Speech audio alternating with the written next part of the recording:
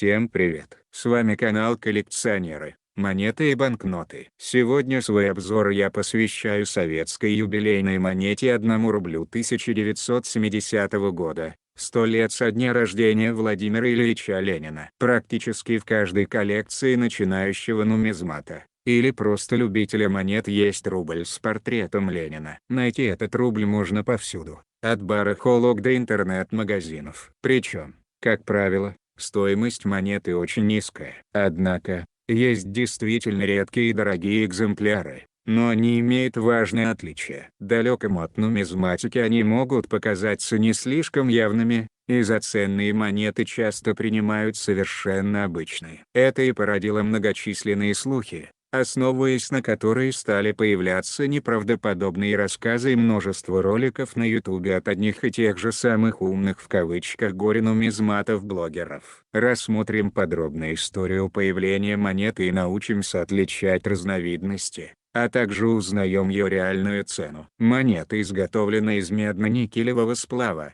имеет зеленоватый оттенок. В отличие от более поздних юбилейных монет СССР и Российской Федерации. Параметры монеты. Диаметр 31 мм. Масса 12,8 грамма.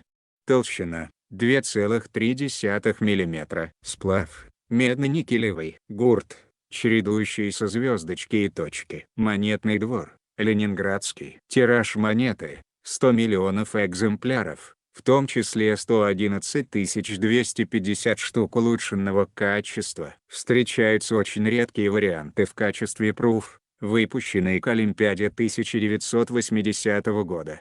Их тираж неизвестен. Данная монета СССР была введена в обращение 22 апреля 1970 года. Аверс монеты. В верхней части диска. Герб СССР с 15 витками ленты. Под ним номинал в 2 строки. 1 рубль. Слева и справа от герба надпись «СССР», разделенная на 2 части. По окружности имеется надпись «Слева направо. 100 лет со дня рождения Владимира Ильича Ленина». Начало и конец надписи разделены звездой. Реверс монеты. Крупно изображен профиль Ленина, повернут вправо. Под ним к канту примыкают даты. 1870-1970 годы. По окружности монеты ободок из выпуклых точек. Реверс имеет шероховатую поверхность. На аверсе и реверсе монеты имеется выступающий по окружности кант. Монета 1 рубль 1970 года, посвященная столетию со дня рождения Ленина, может иметь разную цену в зависимости от множества факторов. Стоимость редких экземпляров измеряется тысячами рублей. Номинал из рядового выпуска не наберет и нескольких сотен. Серьезно изменить цену и спрос может идеальная сохранность. Начнем с обычной стандартной разновидности, которая в свою очередь делится на множество иных разновидностей.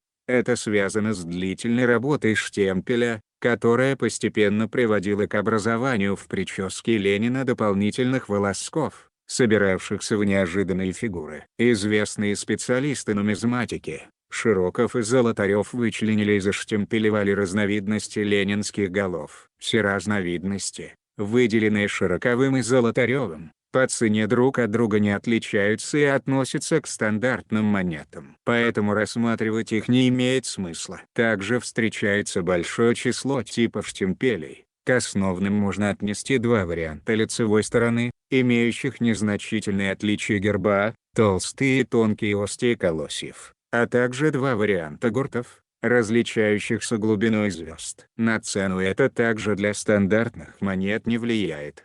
Итак, средняя цена обычной стандартной разновидности в среднем составляет 20 рублей. К второй разновидности мы отнесем монеты улучшенной чеканки. Незначительная часть тиража, а если быть точным, то 111 250 штук, была изготовлена по особой технологии Brilliant Uncirculated, которая подразумевала использование свежих штемпелей и отсутствие контакта отчеканенных денежных знаков с другими. По этой причине рубли коллекционного исполнения отличаются глянцевой, блестящей поверхностью, отсутствием даже мельчайших царапин. Распространялись 2 способами. Во-первых, в целлофановых запаянных пакетиках. Большинство таких пакетиков разрушилось от времени, либо была нарушена упаковка, так как шов по краю пакета очень тонкий. Во-вторых, в виде наборов из двух одинаковых монет, размещенных в мини-книге с описанием на русском и английском языках. По информации отдельных сайтов, в запаянных пакетиках встречаются экземпляры обычного исполнения. Допускается,